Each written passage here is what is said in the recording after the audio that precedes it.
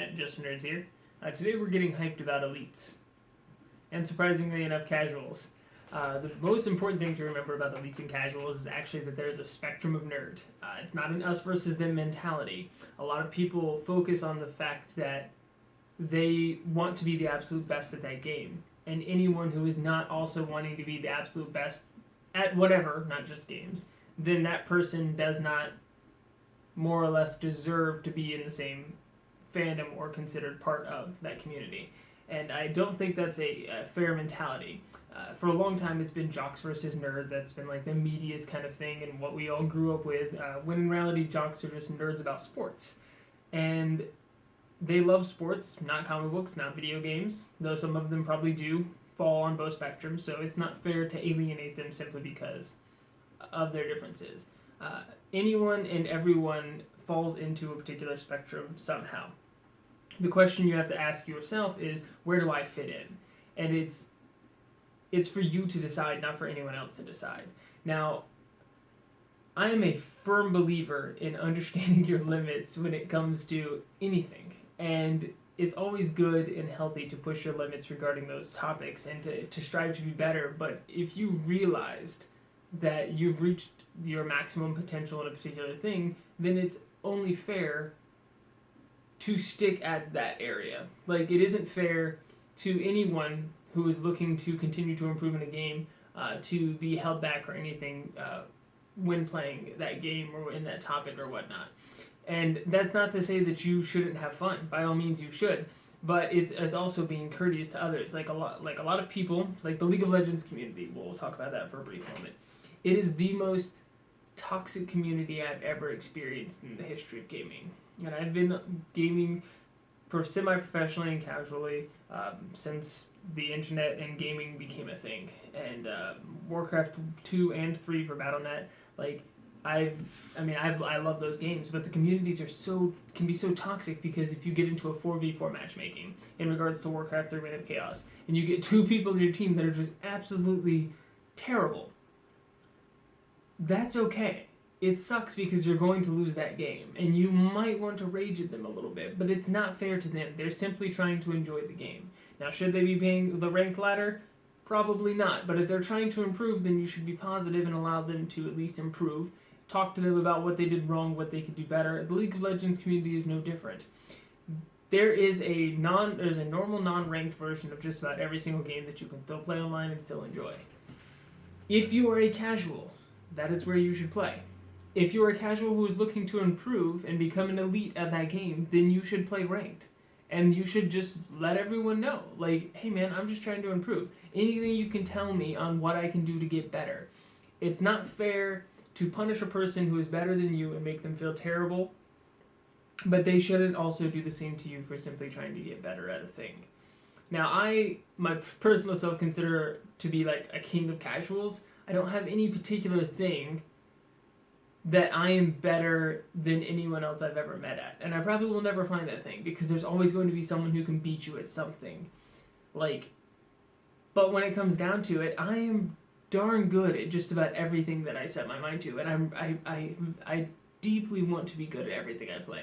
Like, if it's Pokemon, I'm very heavy into the competitive Pokemon scene. Whether it's Destiny, I pride myself on being the top of the damage or the kill percentage, as well as the overall scoring for every single Destiny strike, every single Destiny raid, and every single PvP playthrough that we do with our raid group. And like, that's just me as a person. I talk a lot of crap.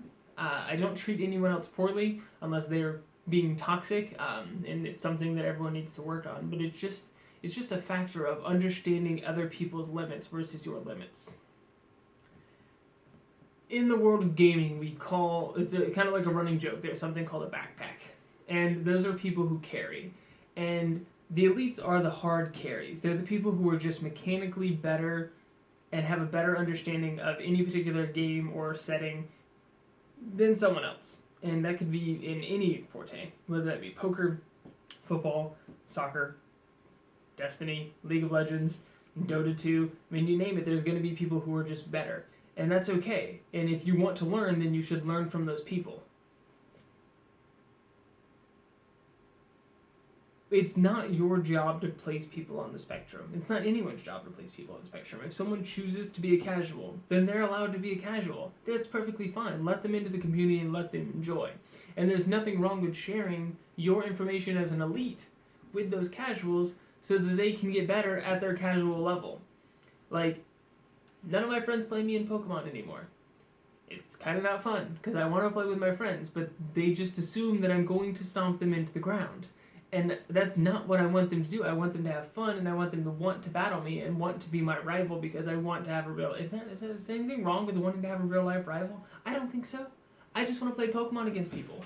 But very few people are willing to play Pokemon against me, especially with constructed teams, because they just assume that I'm going to win.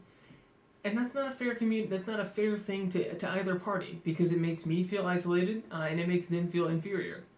So it's just an understanding of the limits. Like, maybe there's a format that I'm not as experienced in Pokemon, that they may be a little bit more experienced, and it'll balance out that ability, so we can actually play together and both enjoy the game exclusively. It's just like with people who play fighting games. There are people who just know combos, and there's nothing you're going to be able to do against them if you don't have an understanding about spacing and timing, as well as zoning and various different anti-air and dash moves that allow you to close the distance. Like, I mean, there's just, it's an infinitely complex set of circumstances that make a person an elite in every single criteria of gaming, and none of them overlap. Like, I mean, mechanical prowess, actions per minute is what they're usually called. That is going to be an overlap. I mean, the faster you are at clicking your buttons intelligently and accurately, the better at anything you're going to be, except for like Pokemon, which is just a glorified chess game. But in most things, like action-based games, not turn-based, that's what it comes down to. So there is some overlap. Mechanically proficient players will be more mechanically proficient than non-mechanically proficient players.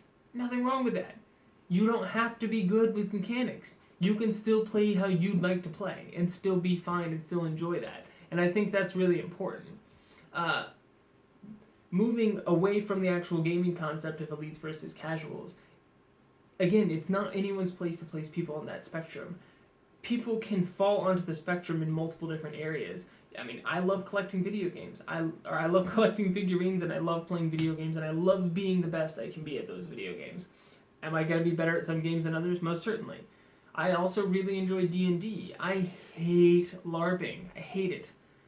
I'm not going to dump on anyone else for enjoying it, or if someone invites me to go LARP, I'm going to be like, hey man, I'm not very good at LARPing.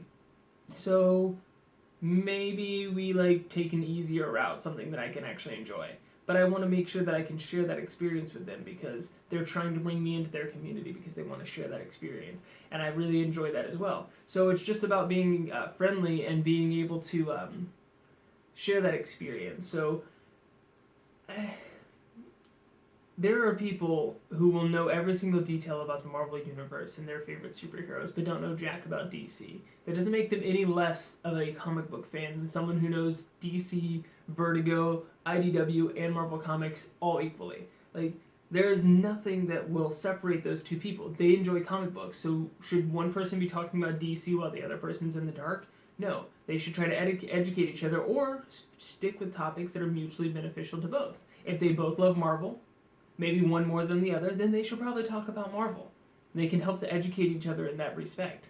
So it's just understanding where other people fall on the spectrum and being willing to enjoy the experience alongside them.